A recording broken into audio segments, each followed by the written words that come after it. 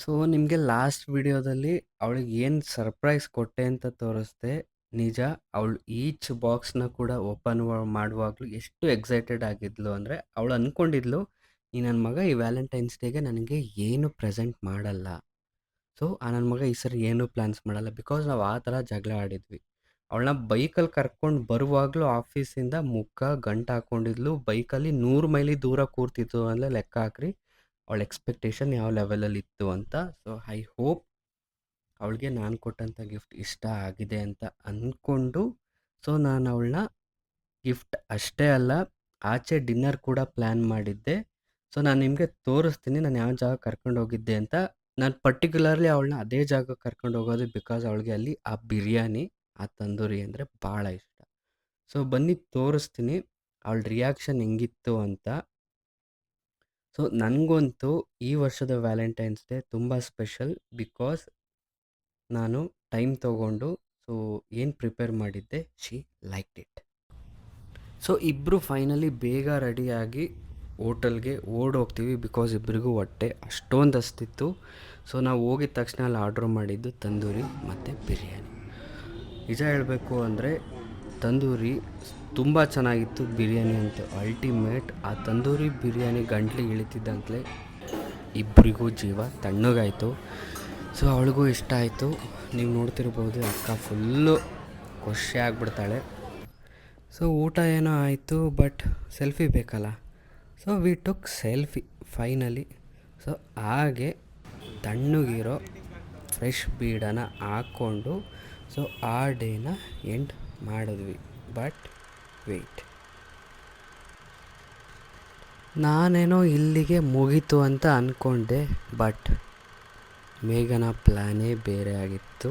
So she kept Har surprise till the end. ಆ surprise ಏನು ಅಂತ ಅವಳೇ ಹೇಳ್ತಾಳೆ, ಬನ್ನಿ ಗೈಸ್.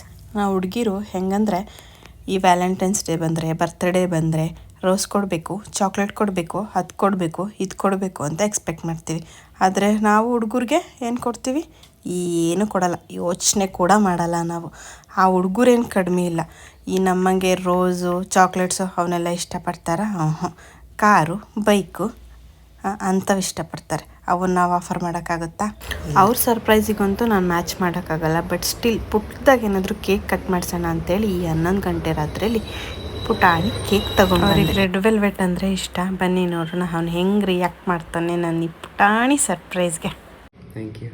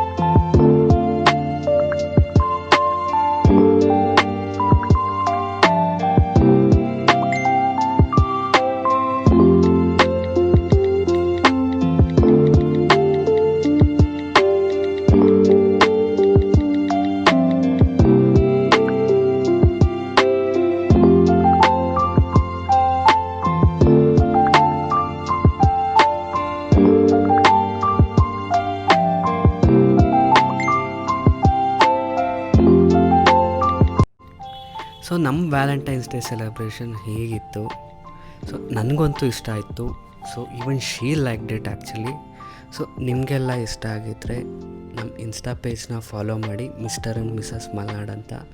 ಹಾಗೆ ನಮ್ಮ YouTube channel Mr and Mrs Malnad ಅಂತ. ಸೊ ನಮ್ಮನ್ನ ಸಬ್ಸ್ಕ್ರೈಬ್ ಮಾಡಿ.